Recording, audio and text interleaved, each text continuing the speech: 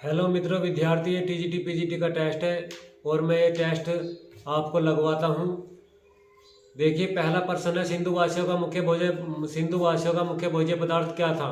तो इसमें गेहूं और चावल है। गेहूं और जौ है, चावल और जौ है, उपयुक्त में से कोई नहीं है। तो ये आपको बताना है कि उसका उत्तर क्या है सही। देखिए, मैं दोबारा से आपको बताता हूँ। जो क ऑप्शन है, क ऑप्शन में गेहूं और चावल है, ख ऑप्शन में गेहूं और जौ है और ग ऑप्शन में चावल और जौ है। घ जो ऑप्शन है उसमें उपयुक्त में से कोई नहीं। तो इसका उत्तर जो है गेहूं और जौ है। सिंधुवासियों का जो मुख्य भोज्य पदार्थ था वो गेहूं और जौ था। अगला प्रश्न हमारा है, उपलब्ध प्रमाणों के आधार पर हड़प्पा सभ्यता ने मानव जाति को दो स्थायी उपहार प्रदान किए थे। वे कौन से थे? गेहूं व कपास की खेती थी, गणित और दशमलव प्रणाली का ज्ञान था, या ताम्र यानी का तांबा और कांस्य या कांसा आकलन प्रौद्योगिकी थी, या सोख्ते और मिट्टी के पाइप थे। तो इसमें कौन सा उत्तर होगा? तो देखिए, इसमें उत्तर जो गेहूं और कपास की खेती जो आपको दिख रहा है, तो वही इसका उत्तर है, गेहूं और कपास की खेती। ये इसका सही उत्तर है। अगला जो प्रश्न है हमारा, प्रश्न नंबर 3, निम्नलिखित में से कौन सी वस्तु ईरानी पठार से सुमेरिया द्वारा आयात नहीं की गई थी, यानी कि सुमेरिया के लोग उस चीज को नहीं मंगाते थे। तो वो बताना है। तो पहला जो ऑप्शन है कै में क्लोराइट है, ख में गेहूं है और गै में लेपिस लाजुली है और घ में फिरोजा है। तो आपको ये बताना है कि इनमें उत्तर कौन सा है। तो इनमें उत्तर जो है वो गेहूं है। ये गेहूं जो है वे सुमेरिया के लोग आयात नहीं करते थे, यानी कि इस गेहूं को नहीं मंगाते थे। प्रश्न नंबर 4 है, सिंधु घाटी की सभ्यता निम्नलिखित में से किस सभ्यता के समकालीन थी? समकालीन नहीं थी, ये ध्यान करना है। समकीन नहीं, ये समकालीन है। तो पूरा सही नहीं लिखा गया, तो समकालीन है, ये पूरा नहीं लिखा गया। तो ये समकीन नहीं, समकालीन है।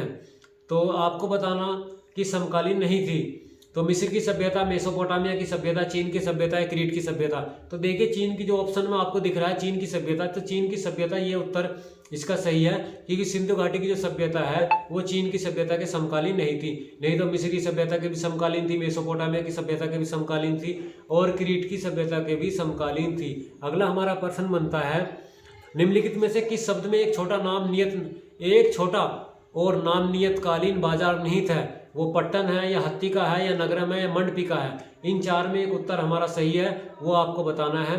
तो इसका उत्तर जो है ख है, ख में जो हत्ती का है। अगला प्रश्न बनता है, क्या मिट्टी के बर्तन बनाना नवपाषाण काल से संबंधित थी? ये बात सत्य है, असत्य है, या सत्य हो सकती है या असत्य हो सकती है, आपको बताना है। क्या इनमें सही है? कौन सा इनमें ऑप्शन हमारा सही है? क्या मिट्टी के बर्तन बनाना नवपाषाण काल की से संबंधित है? तो ये बात सत्य है। ये ऑप्शन में जो सत्य आ रहा है, जो क्या ऑप्शन सत्य है, ये बिल्कुल सही बात है। ये बिल्कुल सही है कि नवपाषाण काल मिट्टी के जो बर्तन जो है वो नवपाषाण काल से संबंधित हैं। ये सत्य है। अगला है, मध्यपाषाण काल के लोगों की मुख्य विशेषताएं क्या थी? देखिए, मध्यपाषाण काल के जो लोग थे इसमें बताया गया है कि उनकी क्या विशेषताएं थी, मुख्य विषय। तो लघु पाषाण उपकरणों का प्रयोग करना ये उनकी मुख्य विशेषता थी, या घरों का प्रयोग ये मुख्य विशेषता थी, वे घर बनाते थे, या कपड़ों का प्रयोग करते थे, ये उनकी विशेषताएं थी। उपरोक्त में से कोई नहीं। तो 4 ऑप्शन दिए हैं, आपको बताना है।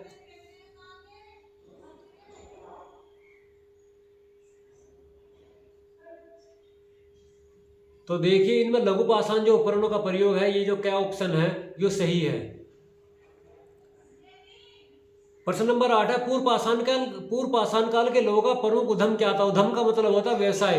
व्यवसाय क्या था? तो शिकार है, कृषि है, या पशुपालन? उपरोक्त में से कोई नहीं है। तो आपको बताना है कि पूर्व पाषाण काल के लोगों का जो है प्रमुख उद्यम क्या था? शिकार, कृषि, पशुपालन व उपरोक्त में से कोई नहीं। तो देखिए, शिकार, कृषि व पशुपालन। तो इसमें आपको ये बताना है कि पूर्व पाषाण काल के लोगों का प्रमुख उद्यम क्या था? तो शिकार करना था, आखेट करना या शिकार करना। देखिए, पूर्व पाषाण काल के जो लोग थे उनका जो प्रमुख उद्यम था वो जो था शिकार था। शिकार भी आ सकता है, आखेट भी आ सकता है, बात एक ही है। प्रश्न नंबर 9 है, पूरा पाषाण कालीन जो मानव उसका मुख्य व्यवसाय क्या था? पूरा पाषाण कालीन जो मानव थे उनका मुख्य व्यवसाय क्या था? कृषि था, या पशुपालन था, या आखेट व व्यापार था, क्या था? तो जो देखिए, पूरा पाषाण कालीन जो मानव था उनका जो मुख्य व्यवसाय था वो था आखेट। अगला नंबर आता है 10वां नंबर है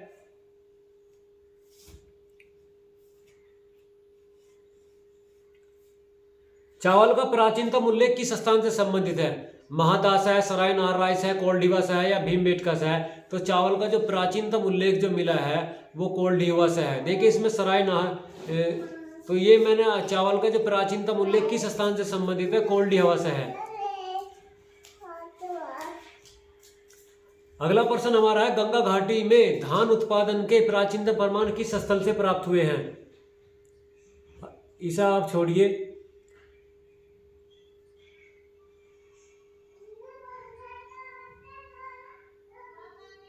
अगला प्रश्न लिए हड़प्पा सभ्यता के विशाल नगरों में से एक धोलावीरा कहाँ स्थित है? तो हड़प्पा सभ्यता के जो विशाल नगर है उनमें धोलावीरा कहाँ है? देखिए ये जो धोलावीरा है, धोलावीरा जो है सिंध में है, पंजाब में, राजस्थान में, गुजरात में, कौन सी जगह है? तो धोलावीरा जो है वो गुजरात में है। 12वां है गड़े हुए पत्थर के सज्जा परत से युक्त की विशाल के प्राचीर एवं पाषाण स्तंभों के अवशेष निम्नलिखित किस स्थल के दुर्ग क्षेत्र से प्राप्त हुए हैं? धोलावीरा है, कालीबंगा है, लोथल है, मोहनजोदड़ो है। तो इसमें जो उत्तर है वो धोलावीरा है। प्रश्न नंबर 13 धोलावीरा के निम्नतम प्रथम चरण का जमाव किस संस्कृति से संबंधित है? नवपाषाणिक संस्कृति है, प्राक हड़प्पा संस्कृति है, विकसित हड़प्पा संस्कृति है, उत्तर हड़प्पा संस्कृति है। तो इसका उत्तर है विकसित हड़प्पा संस्कृति।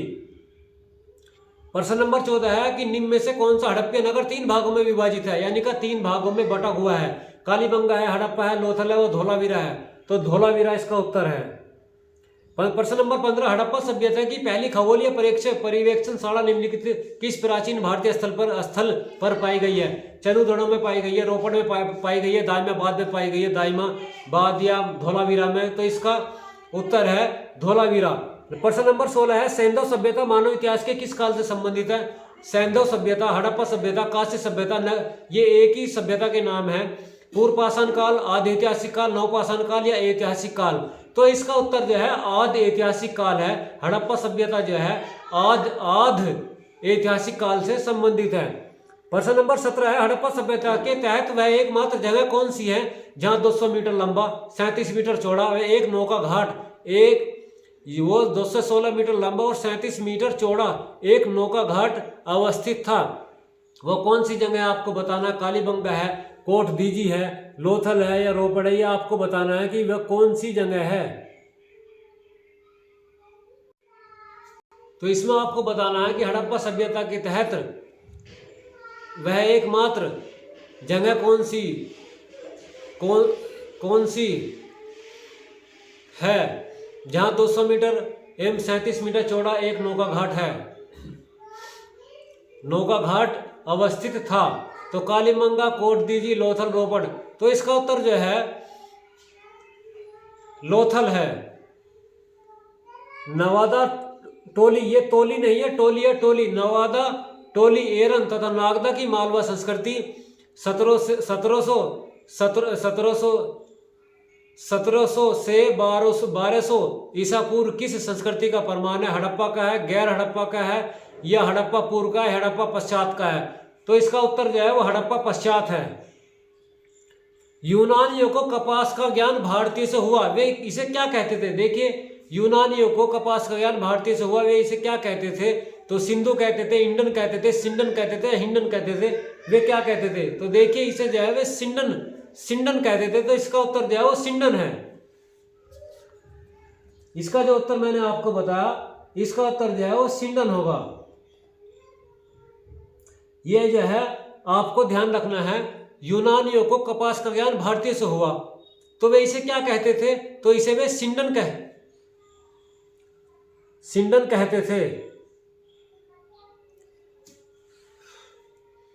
निम्नलिखित में से कौन सा हड़प्पा पूरा स्थल हिंदुकुश पर्वत श्रृंखला के उत्तर में था? यानी कि जो हिंदुकुश पर्वत श्रृंखला है उसके जो उत्तर में था वो कौन सा हड़प्पा पूरा स्थल है? तो चनुदड़ो है, चनुदादो नहीं, चनुदड़ो। ये दादो नहीं है, ये दादो गलत है, ये टाइपिंग से गलत हुआ है, टाइपिंग सही नहीं हुई। ये चनुदादो नहीं है, ये चनुदड़ो है, चनुदड़ो, मकरान, मांडव, सोल्ट, घुई। ये सोल्ट जो है ना टै नहीं है, तय है, तय। त। तो इसमें आपको बताना है शोर्त घुई। तो इसमें मैंने आपको 4 ऑप्शन बताए, चनुदड़ो, मकरान, मांडा व शोर्त घुई। तो इसका उत्तर जो है शोर्त घुई है। हड़प्पा के लोगों के सामान्य घरेलू बर्तन किससे बने होते थे? और आपको यह भी ध्यान करना है कि जो मैंने शोर्त घुई बताया है, तो ये शोर्त घुई कहाँ पड़ता है? ये शोर्त घुई अफगानिस्तान में पड़ता है। मिट्टी के हड़प्पा के लोगों को सामान्य घरेलू बर्तन किससे बने होते थे? पत्थर के बने होते थे, चीनी मिट्टी के बने होते थे, या मिट्टी के अच्छी तरह पकाए गए चित्रांकित यानी कि उन पे चित्र बनाकर बर्तन बनाए गए, या जैसे मिट्टी को अच्छी तरह पकाई गई, फिर उसके बर्तनों पर जो है चित्र बनाई गई, या इस तरीके से ताम्र यानी का या तांबे के थे। तो इसमें जो उत्तर है वो चीनी मिट्टी जो है ये सही है। जो हड़प्पा के लोगों के सामान्य घरेलू के जो बर्तन थे वे चीनी मिट्टी के थे। अगला प्रश्न है, परवर्ती हड़प्पा काल की पूरी सामग्रियों के साथ चित्रित धूसर मात्र परंपरा के अवशेष मिले हैं। रोपड़ से मिले, भगवानपुर से, बनावली से, या दौलतपुर से? तो भगवानपुर से मिले हैं। अगला प्रश्न है, सिंधु सभ्यता के लोग किस देवता की पूजा करते थे? पशुपति की करते थे, कृष्ण जी की करते थे, वरुण की करते थे, विष्णु की करते थे? तो आपको बताना है सिंधु सभ्यता के लोग किस देवता की पूजा करते थे? तो वे पशुपति की पूजा करते थे। कौन सी धातु सिंधु वासियों, अगला प्रश्न है, कौन सी धातु सिंधु वासियों को ज्ञात नहीं थी? यानी का कौन सी ऐसी धातु थी जिसे सिंधु वासी जो है नहीं जानते थे? तो सोना था, चांदी थी, तांबा था, या लोहा था? तो इसमें उत्तर जो है लोहा है। अगला प्रश्न है प्रश्न नंबर 25,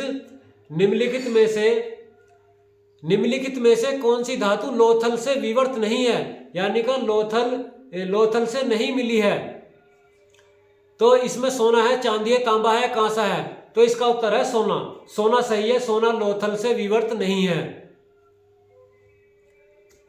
ये जो हमारा टेस्ट है टीजीटी पीजीटी से संबंधित है। और ये हमारा टेस्ट आपको कैसा लगा आप लाइक करें, कमेंट करें और हमारे चैनल को सब्सक्राइब करें। Thank you. और एक बात और मैं बताना चाहता हूँ, टीजीटी पीजीटी से अलग जैसे नेट और जेआरएफ है, उससे भी ये संबंधित हमारा टेस्ट है। तो आपको ये हमारा टेस्ट कैसा लगा आप लाइक करें, कमेंट करें और हमारे चैनल को सब्सक्राइब करें। Thank you.